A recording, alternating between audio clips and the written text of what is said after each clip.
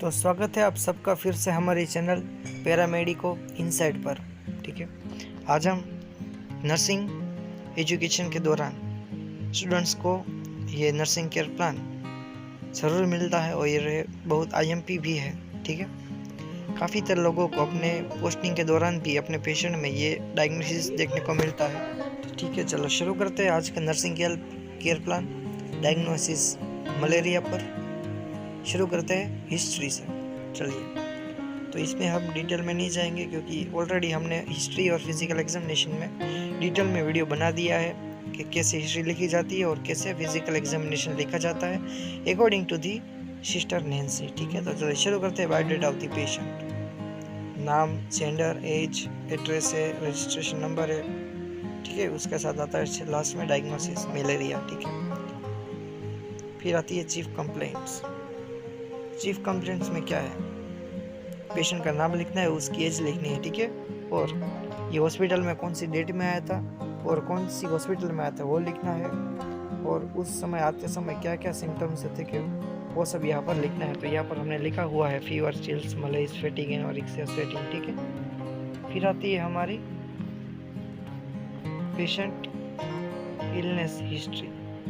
Illness history में क्या लिखेंगे, प्रेजेंट मेडिकल हिस्ट्री, फिर आती है पास्ट मेडिकल हिस्ट्री, फिर present surgical history and past surgical history. तो पहले देख लेते हैं प्रेजेंट मेडिकल हिस्ट्री। इसमें लिखेंगे पेशेंट का नाम, उसकी एज, फिर उसको अभी क्या क्या सिम्टम्स दिखाई दे रहे हो, उसका डायग्नोसिस कैसे कंफर्म हो वो लिख सकते हैं, और उसकी ट्रीटमेंट शुरू है कि नहीं वो यहाँ पर आप लिख सकते हो। ठीक है, फिर आता है पास्ट मेडिकल हिस्ट्री में, अगर पास में कोई हाइपरटेंशन है, डायबिटीज़, मेलाइटिस जैसी कोई क्रोनिक डिजीज़ है तो वो यहाँ पर आप मेंशन कर सकते हो।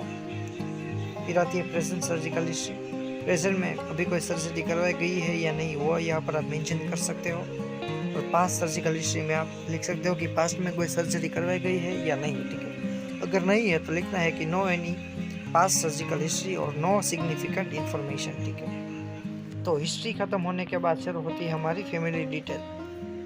फैमिली हिस्ट्री में पहले देखेंगे हम फैमिली ट्री, जो भी आपका पेशेंट का फैमिली ट्री है वो यहाँ पर मेंशन करना है, ड्रॉ करना है।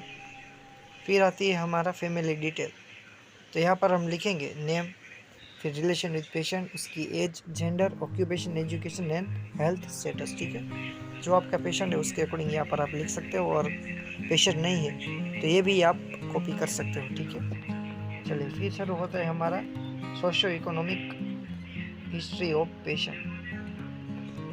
तो यहाँ पर लिखेंगे पेशेंट का नाम, उसकी एज, फिर वो मिडिल क्लास से है, अपर क्लास से है या लोअर क्लास से वो लिखेंगे, फिर वो कौन सी फैमिली में रहता है, जॉइंट फैमिली है या न्यूक्लियर फैमिली वो लिखेंगे। फिर फैमिली इनकम क्या है वो यहाँ पर हम मेंशन करेंगे, हाउसिंग कंडीशन कैसी है। ठीक है, वाटर ड्रेनेज सिस्टम कैसी है, वेंटिलेशन कैसा है, हाउस कैसा है, पक्का है, सेमी पक्का है, ठीक है, सेमी कच्चा, वो सब यहाँ पर मेंशन आप कर सकते हो। फिर आता है साइकोलॉजिकल, ठीक है, साइको सोशल हिस्ट्री, यहाँ पर लिखेंगे पेशेंट का साइकोलॉजिकल व्यू, यानी कि उसका एक्सप्रेशन कैसा है, उसका कॉन्शियस स्टेटस कैसा है, उसका थॉट पैटर्न कैसी है, वो आईपीआर मेंटेन करता है कि नहीं, उसकी पर्सनालिटी के बारे में लिख सकते हो। ठीक है, फिर आता है पर्सनल हिस्ट्री, यहाँ पर लिखेंगे उसको कुछ हैबिट है या नहीं, तो यहाँ पर हमारे पेशेंट को है स्मोकिंग की हैबिट। फिर आता है न्यूट्रिशनल स्टेटस, तो यहाँ पर लिखेंगे वो दिन में कितने टाइम मील लेता है, मील में क्या लेता है, वेजिटेबल या नॉन वेजिटेरियन। ठीक है, वो सब यहाँ पर मेंशन करेंगे। एक्सरसाइज में लिखेंगे अगर पेशेंट एक्सरसाइज करता है तो। फिर आता है एलिमिनेशन, एलिमिनेशन में दिखेंगे हम यूरिनेशन और defecation, urination times per day और डेफिकेशन टाइम्स पर डे। फिर आता है रेस्ट एंड स्लीप, कितने घंटे स्लीप लेता है और रेस्ट करता है कि नहीं वो सब यहाँ पर मेंशन करेंगे। फिर आता है फिजिकल एग्जामिनेशन, यहाँ पर शुरू होगा पहला वाइटल साइंस से, तो टेम्परेचर, पल्स, रेस्पिरेशन और ब्लड प्रेशर। ठीक है, टीपीआर प्लस ब्लड प्रेशर लिखेंगे। फिर आता है जनरल अपीयरेंस। ठीक है, हम डिटेल में नहीं जाएंगे, अगर आपको पूरा वीडियो चाहिए कि कैसे फिजिकल एग्जामिनेशन लिखा जाता है तो हमारे चैनल पर अवेलेबल है, वहाँ जाकर आप देख सकते हो। ठीक है, हमारे चैनल पर आपको मिल जाएगा। फिर आता है मेंटल स्टेटस, हेड में लिखेंगे हेयर कलर है, स्काल्प, ईयर में लिखेंगे एक्सटर्नल, इंटरनल और हियरिंग। फिर आता है हमारी स्किन। तो स्किन में क्या लिखेंगे, कलर, टेम्परेचर, साइनोसिस, टेक्सचर और टर्गर। फिर आता है nose, nostrils, nasal septal, discharge. Eye में आइपिल विजन। माउथ है, उसमें lips, teeth, tongue, tonsil order देख सकते हो।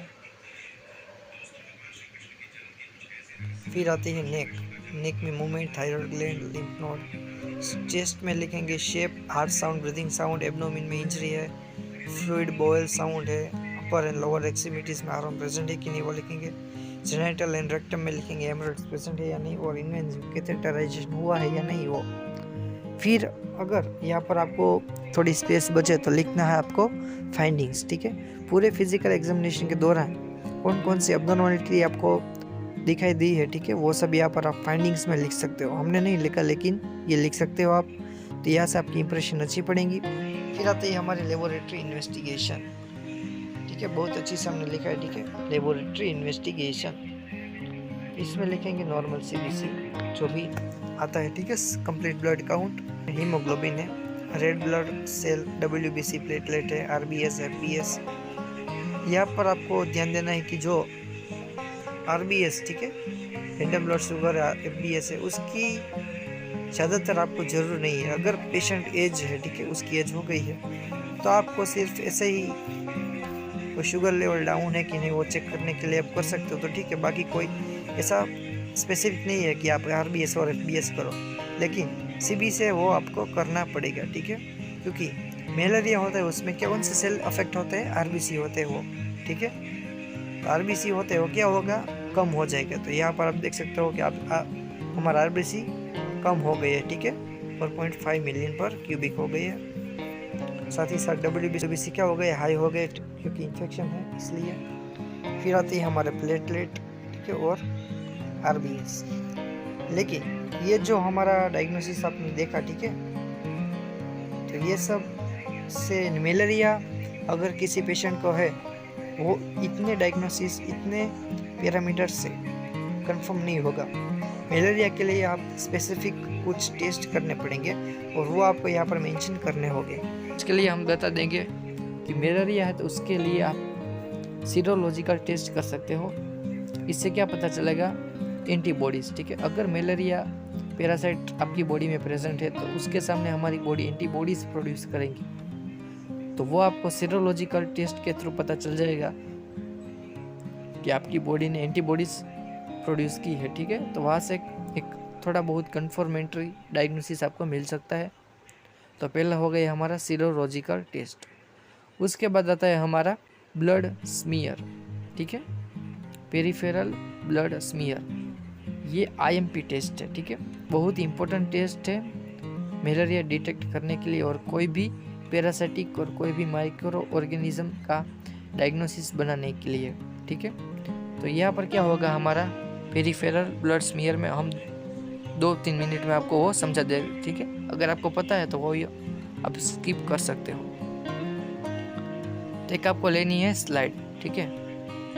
ये हमारी स्लाइड थोड़ी बहुत अच्छी नहीं बनी, लेकिन आप परसीव कर लीजिए कि ये है हमारी कांच की स्लाइड, ठीक है, जो भी माइक्रोस्कोप में यूज़ होती है वो। फिर आपको लेना है पेशेंट का ब्लड, ठीक है। पेशेंट का ब्लड लेकर आपको 1 ड्रॉप डालना है यहाँ पर और 1 ड्रॉप डालना है यहाँ पर, ठीक है, 2 ड्रॉप आपने डाल दिए। फिर दूसरी स्लाइड लेनी है, ठीक है, और दूसरी स्लाइड की जो ये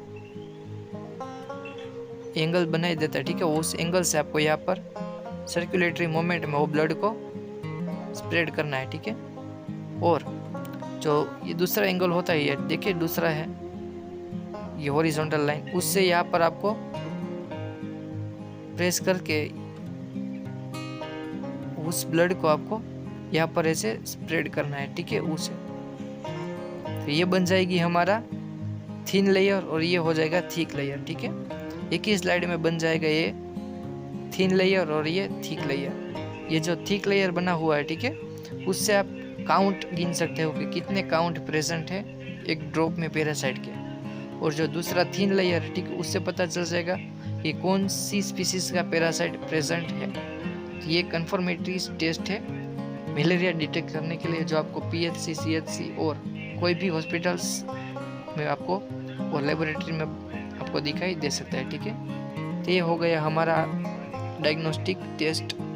फिर और भी एक आता है, उसे कहते हैं हम रैपिड डायग्नोस्टिक टेस्ट, जिससे आप पता लगा सकते हैं कि पैरासाइट प्रेजेंट है कि नहीं। ठीक है, कौन सा पैरासाइट है, कितनी क्वांटिटी में, वो सब नहीं, सिर्फ आप पैरासाइट प्रेजेंट है या नहीं वो आप डिटेक्ट कर सकते हो।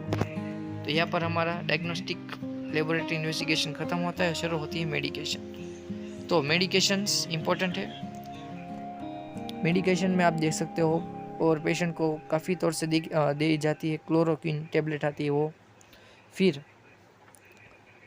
प्रीमाक्विन है वो। ठीक है, अगर पेशेंट इन्फेंट नहीं है, अगर वो प्रेग्नेंट वुमन नहीं है, और अगर वो G6PD डिफिशिएंसी से सफ़र नहीं हो रही है, तो उसे हम दे सकते हैं प्रीमाक्विन की ड्रग। ठीक है, तो मलेरिया में दी जाती है क्लोरोक्विन, प्रीमाक्विन।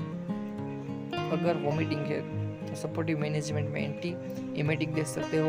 इनटू सिम्टम्स वो देख सकते हैं, लेकिन मलेरिया की हम 2-3 ड्रग आप याद करके वो लिख सकते हो। फिर आता है हमारा डायग्नोसिस।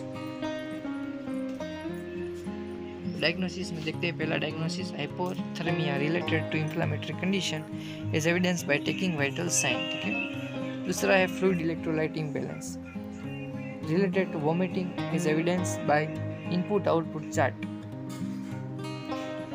फिर आता है imbalance nutrition status less than body requirement related to decrease intake by mouth is evidence by patient weight loss.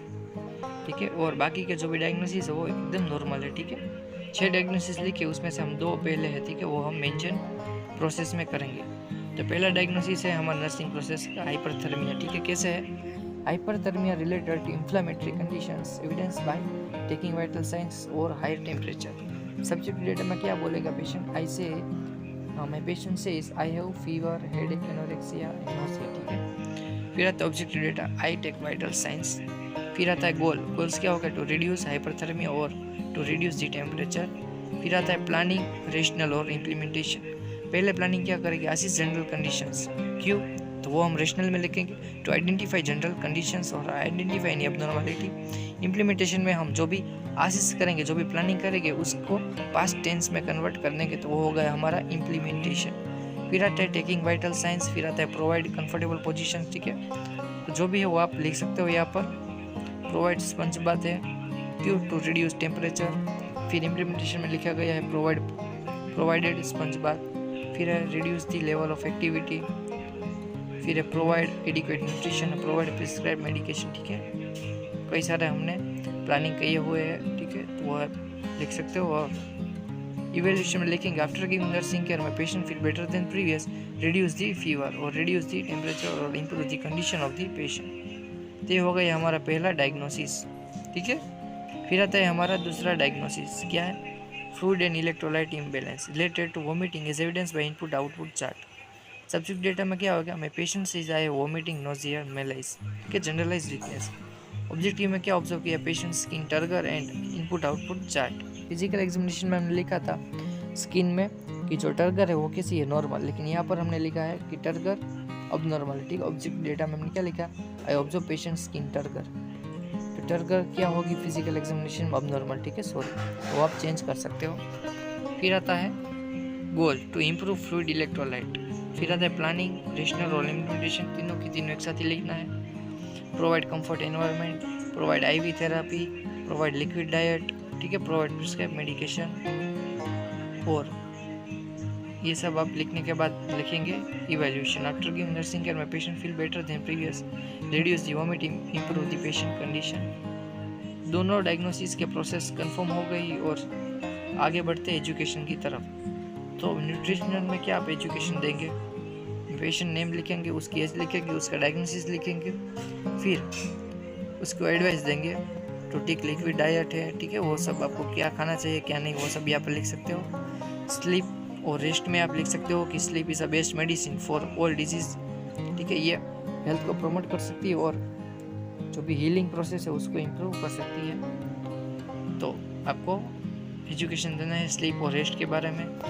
फिर आता है हैबिट, तो जो भी पेशेंट की हैबिट है उसको कहना है कि वो आप छोड़ दें, क्योंकि इससे क्या होगा, जो फर्दर डिजीज है, ठीक है, वो इम्प्रूव होगी, दूसरी कंडीशंस भी दूसरी कंडीशन को भी ये हैबिट इनवाइट कर सकती है, ठीक है। इसलिए बुरी आदत छोड़ दीजिए। मेडिकेशन और फॉलोअप है, इस पर लिखेंगे आप जो भी मेडिकेशन दी हुई है उसको टाइम से लेना है और फॉलोअप के लिए आना है, ठीक है। पर्सनल हाइजीन तो यहाँ पर हमारा पूरा हो गया है मलेरिया का नर्सिंग केयर प्लान, ठीक है। बहुत अच्छी तरह से हमने पूरा का पूरा केयर प्लान देखा है, और अगर आपको कुछ डाउट हो तो उसकी कमेंट आप कर सकते हो। बाकी इस वीडियो से आपको कुछ ना कुछ सीखने को मिला हो तो वीडियो को लाइक कीजिए, मैक्सिमम शेयर कीजिए ताकि सभी लोग इसे सीख सकें, और कुछ ना कुछ कमेंट ज़रूर कीजिए, ठीक है। और नए हो चैनल पर तो चैनल को सब्सक्राइब कर दीजिए ताकि आने वाली हर वीडियो की नोटिफिकेशन आप तक सबसे पहले पहुंच सके। अगर आपको नई अच्छी वीडियो सीखनी है तो उसकी कमेंट कीजिए, ठीक है। तो चलिए मिलते हैं नए वीडियो के।